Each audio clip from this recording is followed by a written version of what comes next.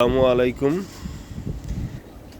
আমি আপনাদেরকে আগে বলেছিলাম যে আমি ছাদে ড্রাগন গাছ লাগাই, তার ফলন এখনো পাকেনি। তো এটা পাকা কেবল শুরু করেছে, হয়তো আর কিছুদিনের মধ্যেই পেকে যাবে।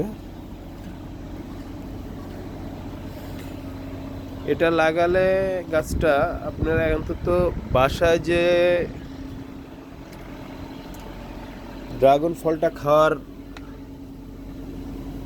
প্রয়োজন হয়, সেই ফলনটা অন্তত আশা করি পূরণ হবে। জি, দেখেন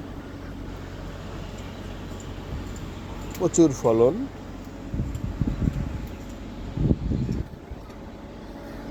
চেষ্টা করব পরে যখন পাকা অবস্থায় থাকবে গাছে, তখন দেখানোর চেষ্টা করবে ইনশাল্লাহ।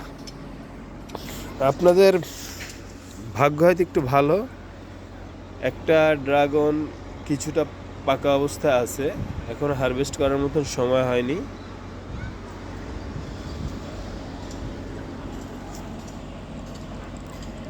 ইনশাল্লাহ।